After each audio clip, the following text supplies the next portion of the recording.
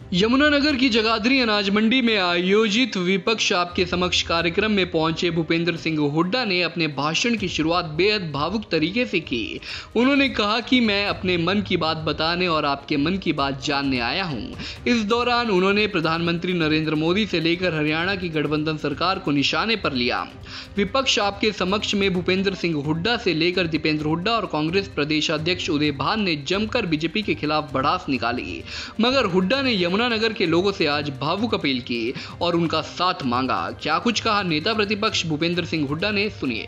जैसा कुलदीप शर्मा जी ने कहा, काफी दिनों के बाद आज यमुनानगर आया हूं।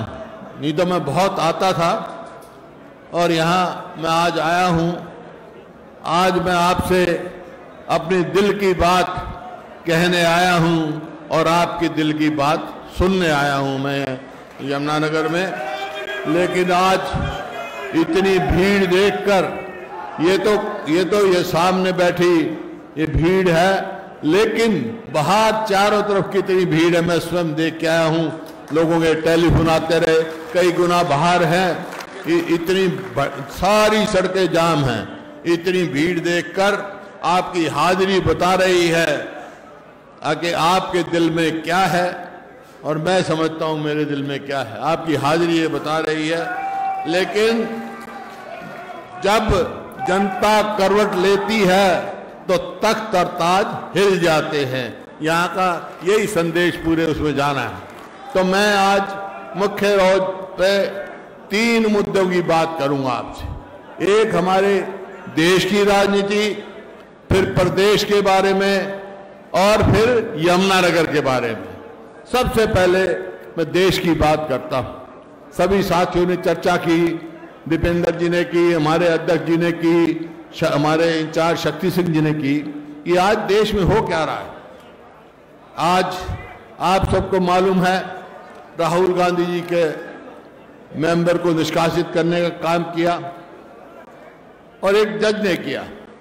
उस फैसले से हम सहमत नहीं, लेकिन वो लड़ाई कानूनी लड़ाई हम कानून के दायरे में लड़ेंगे, लड़ रहे हैं और लड़ेंगे और जीतेंगे, क्योंकि उस फैसले से हम सहमत नहीं। दूसरा, राजनीतिक क्या इसका मायना क्या है, कहां देश जा रहा है। मेरे को मालूम है, मैं एक स्वतंत्रता सेनानी परिवार से हूं।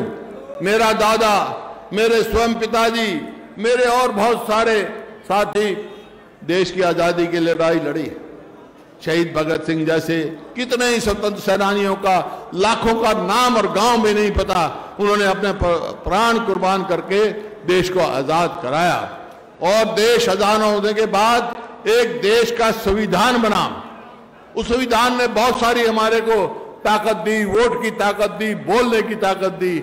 आज उस संविधान खतरे में है।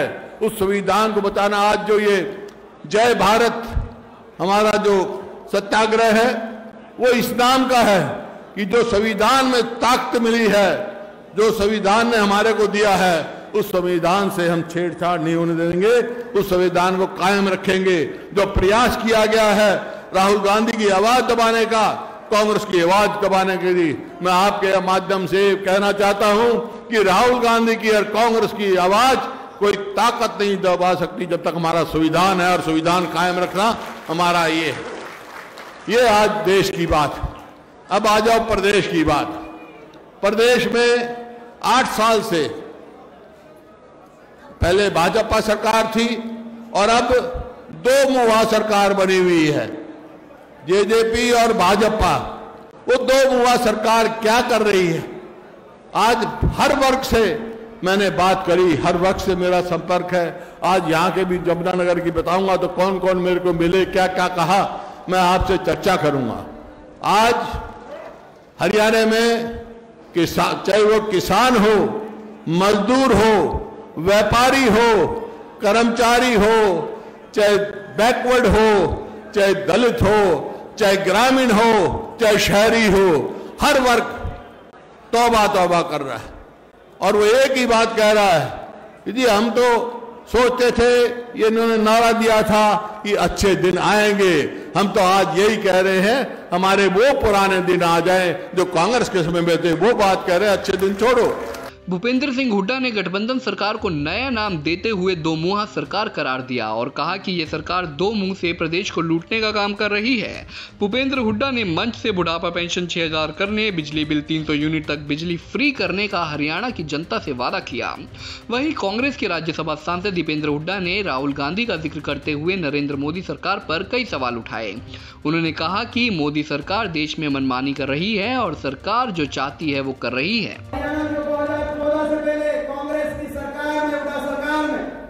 वो हरियाणा जो देश में विकास में नंबर 1 पे होता था, प्रति व्यक्ति आय में नंबर 1 पे, विकास दर में नंबर 1 पे, प्रति व्यक्ति निवेश में नंबर 1 पे, कृषि उत्पादकता में नंबर 1 पे, खिलाड़ियों के मान सम्मान में देश में नंबर 1 पे, गरीब की कल्याणकारी योजनाओं में देश में सबसे आगे थे, बड़े बुजुर्गों की पेंशन देश में सबसे ज्यादा थी, गन्ने का भाव देश में सबसे ज्यादा था और भाईचारे में देश में सबसे आगे थे, नाम लिया जाता था, मिसाल दी जाती थी। आज वो हरियाणा 9 साल की इस खट्टर सरकार के बाद, 9 साल की इस भाजपा सरकार के बाद विकास तो पिछड़ गया, 19वें पायदान पे नीति आयोग बता रहा है, लेकिन आगे पहुंच गया, देश में नंबर 1 बन गया। तो किस बात में? बेरोजगारी में देश में नंबर 1, ना इंडस्ट्री आई, ना प्राइवेट के अंदर नौकरी, ना सरकारी रोजगार निकली।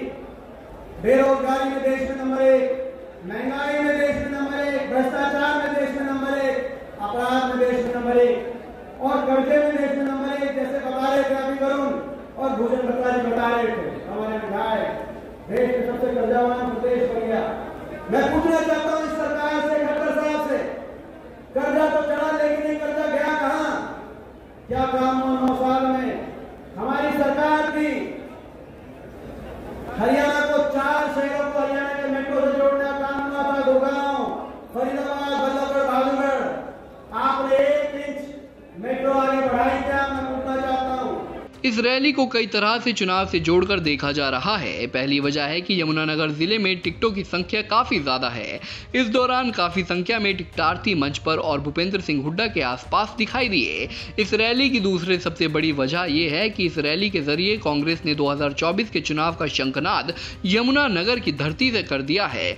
अब देखना होगा कि आने वाले दिनों में कांग्रेस कितनी मजबूती से गठबंधन सरकार पर हमलावर होती है। यमुनानगर से सुरेंद्र मेहता, पंजाब केसरी टीवी। हमसे जुड़े रहने के लिए हमारे YouTube चैनल को सब्सक्राइब करें और नई वीडियो की नोटिफिकेशन के लिए बेल आइकॉन को दबाएं। अगर आप ये वीडियो Facebook पर देख रहे हैं तो लाइक जरूर करें और ज्यादा से ज्यादा शेयर करें। धन्यवाद।